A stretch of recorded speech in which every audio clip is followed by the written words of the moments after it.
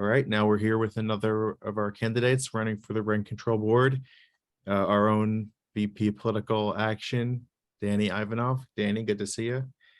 Good to see everyone. And do you want to start with a little thesis statement while you're running for Rent Control Board this year? Yeah, absolutely. So my name is Danny. I'm an attorney and I live in a rent control unit here in Santa Monica. I got notice of the 6% rent increase just like just about every other renter in Santa Monica did. And I was quite frankly horrified by recent efforts by the city council to gut rent control essentially by implementing a means testing proposal. So that was kind of one of the main issues that galvanized me to run. And I hope to make sure that nothing like that gets proposed in future years after the election. Great. And so speaking of that, as a result of what happened last month with the city council, they committed to an in-depth discussion on rent control. So if you get onto the Rent Control Board, you'd obviously be right in the center of that conversation. When you go into that conversation, what do you see as the top priorities on specifics on how to strengthen the charter? Well, I think the main thing is to make sure that rent control gets preserved the way it currently is in the charter. The city council is, like I mentioned earlier, is trying to implement a means testing proposal, basically, tying, rent control and future rent increases based on a person's income. And that essentially destroys the entire spirit of the charter. So the main thing is just preserving the way it is now and fighting back against any efforts to, gut it, dilute it, weaken it, undermine it. And I think that's kind of going to be my main issue, and the vision that I'm going to bring is to make sure that, I fight to stop any efforts to do that. Cool. Let's go to Melissa. Excellent. Hey, Danny. I have just a kind of practical question. You've indicated in the questionnaire that you obviously think that we need to be doing a better job about actually meeting the RHNA affordable housing targets. And I'd love to hear really practically what you would do using your position on the Rent Control Board, to influence others to really do that. Yeah, absolutely. So obviously it's not as much in my jurisdiction, but I definitely want to be an advocate in the city and fight for these policies. It needs to be an all of the above approach, specifically just some concrete policy ideas. The city needs to use and devote more city-owned land towards construction of new affordable housing units. And I think a good model that we can use for that is what they've been doing with parking structure number 3 downtown. I think that's a good model to use for more city land. I think another approach is of the new mixed use and market rate housing that's being built, which we seem not to have an issue with that because we are meeting our RHNA targets with that respect. So with more of the market rate and mixed use development that is getting constructed, we need to try to make sure that a bigger percentage of the units within those developments are devoted to affordable housing. And again, unfortunately, I don't have the jurisdiction to, implement these ideas, but wherever I can, I definitely want to be a voice to advocate for these goals. Patricia.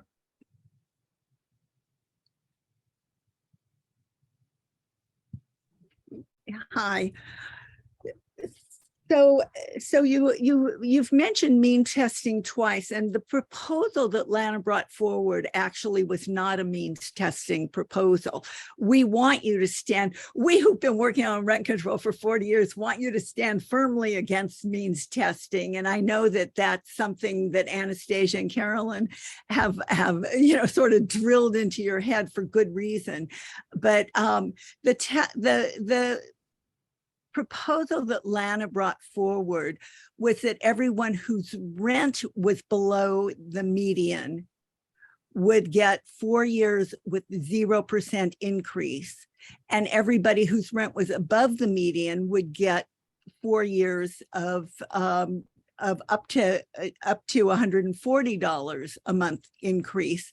And so for the people whose rents were for I think it was for a 2-bedroom apartment, if your rent was $2,350, you wouldn't get any increase for 4 years. But if your rent was $2,550, you would get $560 increase over the next 4 years. And so the two people living side by side who had a slight difference in rent would end up with a huge difference in rent. Part of it was illegal. Doing 4 years of zero is illegal, and it's been to the Supreme Court. And the fact that it wasn't means tested, so being below the median rent did not mean that you couldn't afford median rent. It meant you were below median rent. So it wasn't tied to income, it was tied to output, and it made no sense whatsoever. And that was what was so undermining of it all. So just want to clear that, because as you know, I think you did a great job on your SMR interview, and I think that you're going to make a great rent control board commissioner. But just to clarify that was what Lannis threw out, that was so ridiculous. That anyhow, so I'm sorry for lecturing you during your time. No, not at all. I appreciate the clarification, and I'm the first one to acknowledge, as being someone that's relatively newer to Santa Monica, I have a lot to learn in terms of the nuances and complexities of all the local issues.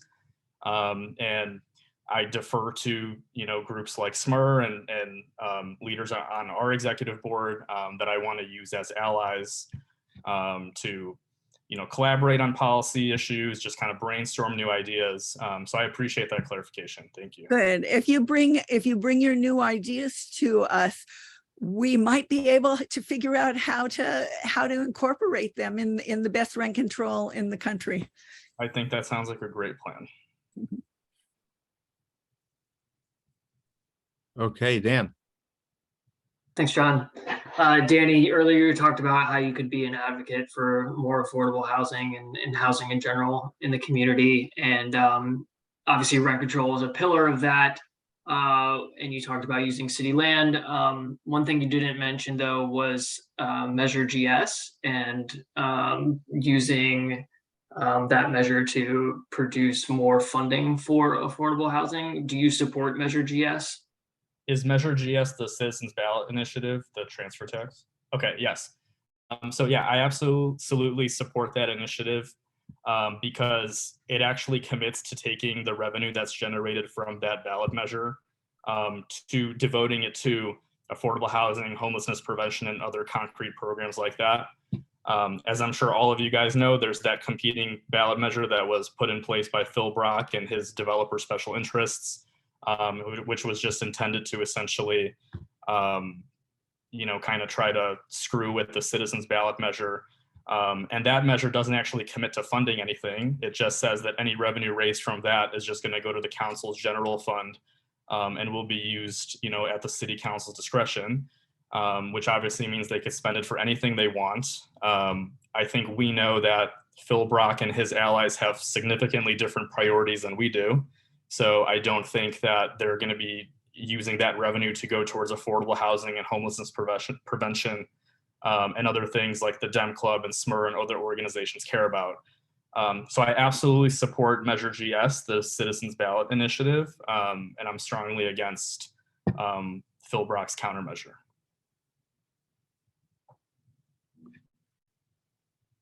Thanks.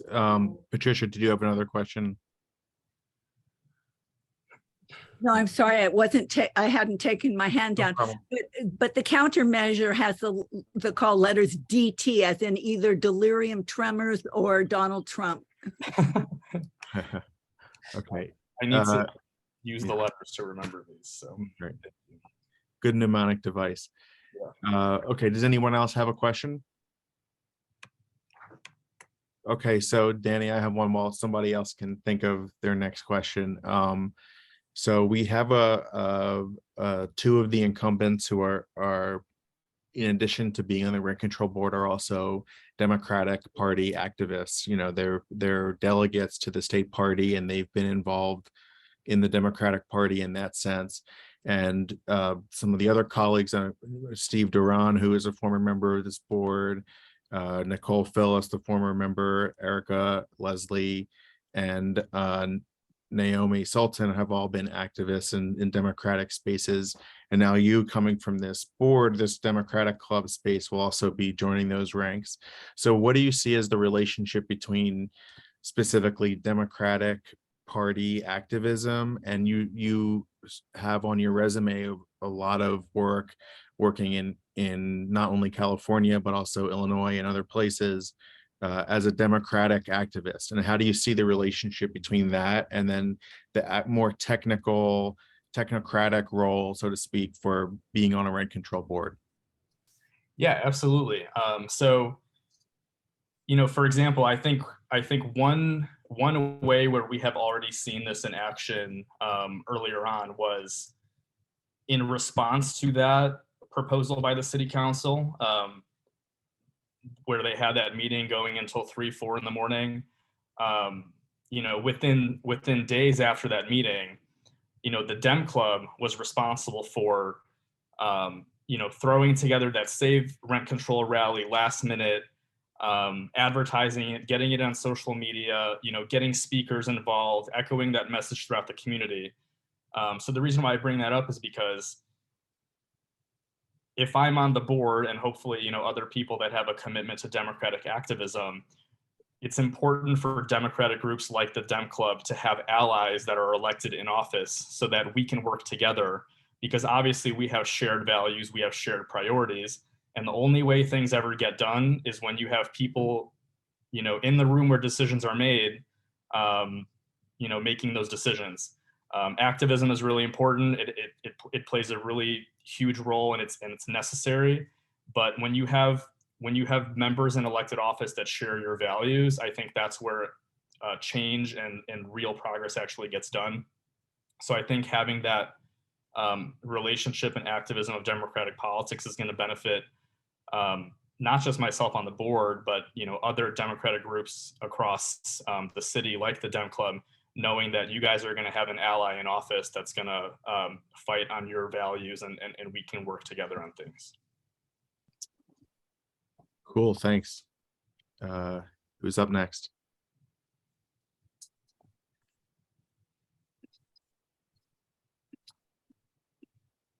Anybody? Okay, so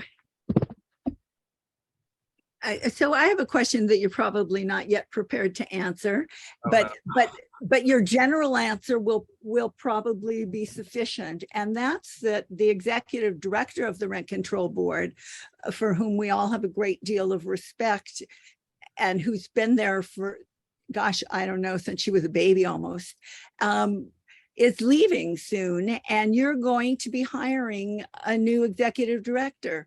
That is the single most important thing that you will be doing as a rent control board commissioner. What will you be looking for in a new director? Absolutely. So I think my main priority is I want to see someone with extensive experience in city government. I want to see someone that has previous experience in crafting a city budget. I want to see someone that knows how to manage a large team of employees while also working collaboratively with them. And the reason for all of these asks is because we don't have time for on-the-job training right now in this role. Renters are facing so many attacks, whether it's reactionary forces on the city council, like we talked about, Ellis Act evictions, the vacancy decontrol provisions of Costa-Hawkins, landlords just screwing over tenants because tenants don't know their obligations and trying to pull a fast one on them. We need someone in that position that, like I said, has extensive experience in city government, knows what they're doing, can step into the role from day one, and seamlessly run the office. So I think those are going to be the main priorities that I look for in hiring a new director. And when Tracy was hired, she was the first ED that didn't, that wasn't also a lawyer. And so people were concerned that she wouldn't be able to do the job, but she's really, she's been wonderful at it, so. Great. Any other questions for Danny? If not, we'll let you go, Danny. Thanks so much for stopping in. And I do, can I just make one more statement, is I do hear from people who are themselves lawyers that it really is good to have at least one lawyer on the rent control board, because there's so many times when a technicality comes up and commissioners want to go off half cocked, and just and that it's really good to have that kind of thinking. And I appreciated that in your answers too. So thank you. Yeah, absolutely. I think one thing that I really like is that of all three candidates that are running, we all bring different perspectives, different life experiences and backgrounds. And I think the three of us are going to work really well together as a team. So I think it's good that we all come from different, occupations and things like that. So thank you. Great. Thanks so much, Jenny. Thank you.